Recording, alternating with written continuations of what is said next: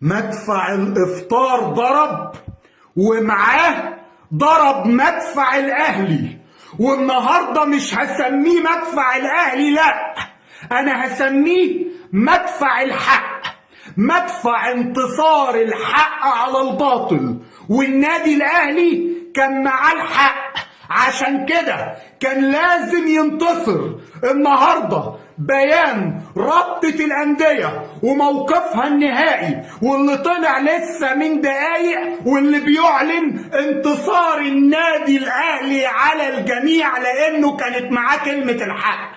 ولو النادي الأهلي كان تراجع، أنا كزملكاوي كنت أول واحد هقول له لا، ما تتراجعش، لانك لو تراجعتي هنفضل نتفرج على اللي بيحصل في التحكيم والمجاملات والفضايح. فانت كان موقفك بيدافع عن موقفنا كلنا، عشان كده انتصار النادي الاهلي دلوقتي انتصار لينا كلنا. والاهلي ضرب المدفع وقش الكل. رابطة الاندية لو تعرفوا من دقايق الاهلي اشتكى للجنه الاولمبيه من اللي عملته الرابطه واتحاد الكوره، وراح قدم شكوى. رابطه الانديه من دقايق طلعت بيان مفاده الاتي، اللي بتفهم افهم، عشان في ناس هيضحكوا عليكم ويقولوا لكم اول سطرين ويقولوا لكم كده الرابطه انتصرت. اقول لك يا سيدي واسمع لحد الاخر. قال لك ايه؟ قال لك الرابطه المصريه قالت ايه؟ قالت الاتي، قالت انه هيتم اعتماد نتيجه المباراه بالزمالك فايز وياخد الثلاث نقط، وهيتخصم 3 نقط من النادي الاهلي. ولكن ماذا؟ ولكن يعني كل اللي انت سمعته ده اكنه مش موجود، لان الرابطه قالت احنا ملتزمين بالقرار اللي هتطلعه اللجنه الاولمبيه، وملتزمين بالشكوى اللي قدمها النادي الاهلي. فالقرار اللي هتطلعه اللجنه الاولمبيه هيكون قرار ملزم، هيكون قرار ملزم. هتقول لي انت مبسوط كده ليه؟ انت فرحان كده ليه؟ اقول لك يا صديقي العزيز، لان كلنا في مركب واحده، مش مركب بيراميدز، احنا كلنا في مركب واحده.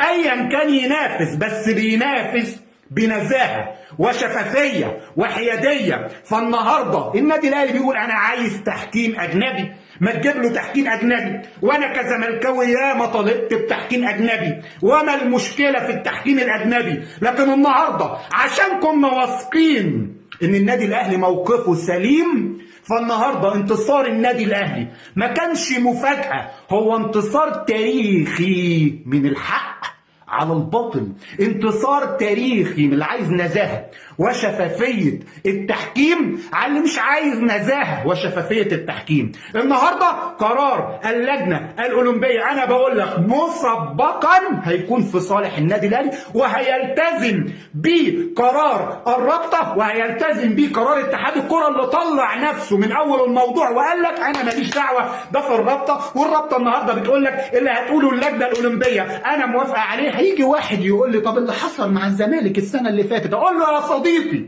هو الزمالك السنه اللي فاتت كان في جواب او في خطاب بيوعده انه هيجيب له حكام اجانب، وبالحد بالليل قال له كده. طب هو كان في قرعه السنه اللي فاتت اتعملت في الفجر وطلعت نتائجها للفجر، وقال لك الذكاء الاصطناعي، وكأن الذكاء الاصطناعي ما بيشتغلش غير في الفجر، بيحب يشتغل بالليل، عنده شيفت نايت، ما عندوش الصبح، ما بيحبش يشتغل الصبح. كلنا اتفرجنا. لكن النهارده درس تاريخي، وطلعنا قلنا ان النادي الاهلي عشان عنده قامات قانونيه بتعرف كويس جدا في القوانين وقوانين الكوره وقوانين الاتحاد، وده اللي بيفسر انك عمرك ما شفت لعيب ولا مدير فني راح يشتكي مثلا الاهلي في الفيفا. فعشان عارف خطواته، لما يبقى ياخد خطوات بيبقى عارف بيقول ايه. فكل اللي بيقول يا حنفي ومش حنفي، مش كل الناس زي بعضيها للاسف. كنا نتمنى يبقى عندنا مجلس اداره بهذه القوه عشان يتخذ قرارات جريئه، ونتفرج على اللي بنشوفه من عظمه النهارده،